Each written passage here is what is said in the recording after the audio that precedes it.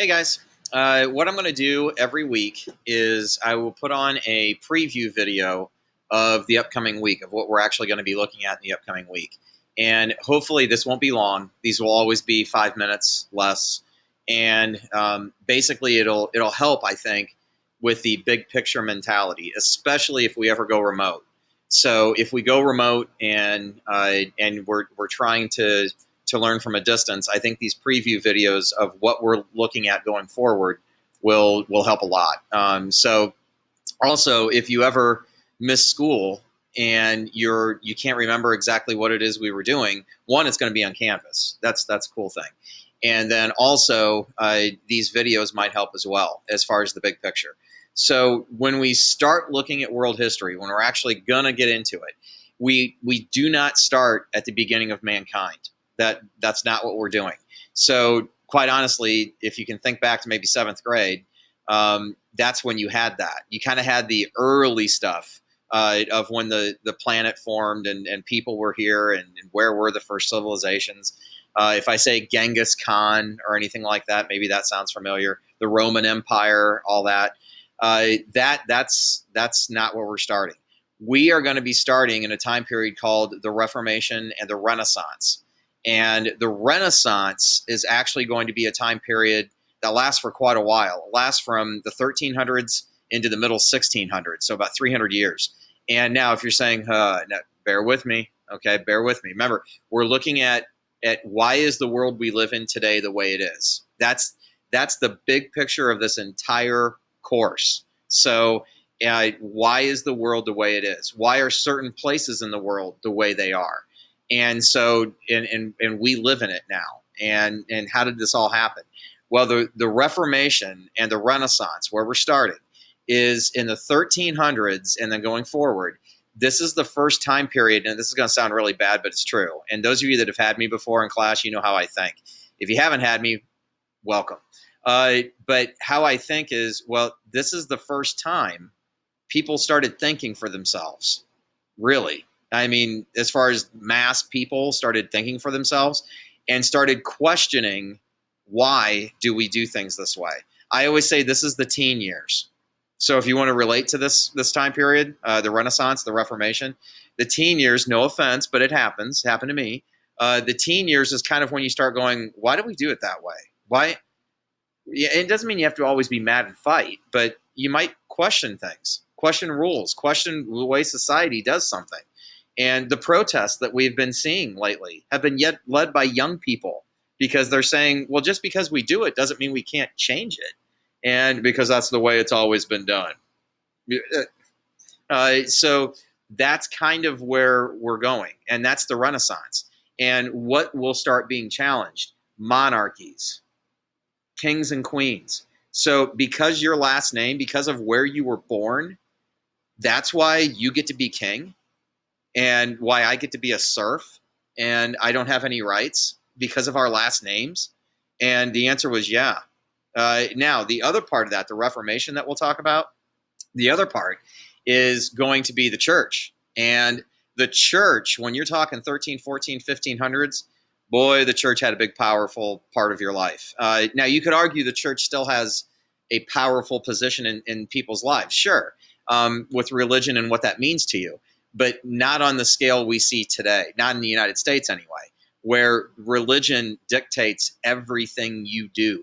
And to the point when you're talking the 13, 1400s in Europe, Europe is a continent, Europe, did you say it? Is a continent. It is not a country. Now, in Europe, in the 13, 14s, 1500s, the church and the monarchy had all the power. So wherever you lived, who is the king or queen, and who's the head of the church where you are. Those are the people running your life. And so those are the people in the Renaissance and the Reformation that get challenged. And so you're not necessarily challenging God, as we will see. You're challenging the teachings of it. And how do you take the things that are found, for instance, in the Bible, and how do you twist that to make me do something that maybe I don't think is all that right or fair anymore? And so that's really what we start talking about. And it's not all fighting. You start seeing changes in artwork, changes in writing. If I say William Shakespeare, that why did everybody want to start enjoying his writings and his plays. Why him? We say William Shakespeare. Okay, when you were alive when Shakespeare was around, you didn't say that. It was kind of a, hey, Shakespeare wrote a new play. You want to go see it?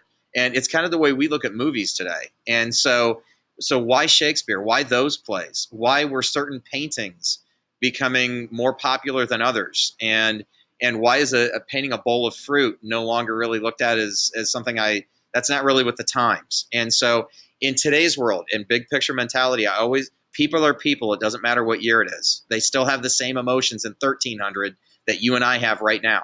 So if there is an illness, by the way, right before the Renaissance, there was something called Black Death that had gone through Europe. Black Death, a pandemic. So how did that make people react? And how did people look at the church? And, well, guys, we're living through stuff right now. And why do you start questioning things? Why do you think maybe we can do something differently? And so that's really what we're going to start looking at first. And out of the Renaissance going forward, when people start thinking more and you start having other people getting threatened by it, kings and queens, church leaders, well, the people that get threatened are going to squeeze. They're going to want to hold on to what they have. And, well, there's a saying that as you squeeze, it can sometimes come out of your fingers. The tighter you try to hold on to something, the more it oozes out and you lose control of it. And so coming out of the Renaissance and Reformation, lots of change, but also resistance to that change, which might cause something called revolutions. And so hopefully this is making sense. And maybe as we go through this, you will, if you've never had me before, I always relate things to now. Because, again, people, you and I we have the same emotions as the people did 500 years ago, 700 years ago, 1,000 years ago. We have the same emotions. And so when we see protests that go on today, when we see elections being held, or we see dictators in certain parts of the world, nothing has really changed when it comes to why people want to change things and the emotions behind that. So technology changes, but people don't change. So that's what we're going to look at. The Reformation, the Renaissance, mainly in Europe, and all of a sudden this challenge to why do we do things the way we do it? And who says we have to keep doing it this way if we feel like it doesn't work? That's what we're going to look at first as we start our journey of looking at the world and then seeing exactly how the world has shaped into what we now live in, you and I, today. That's what we're going to do first. Reformation, Renaissance, religion, and politics. You want to fight with somebody, talk about those things first and see how long it is before you two start not agreeing on everything and have a problem. That's kind of what we're going to start with. See you guys soon.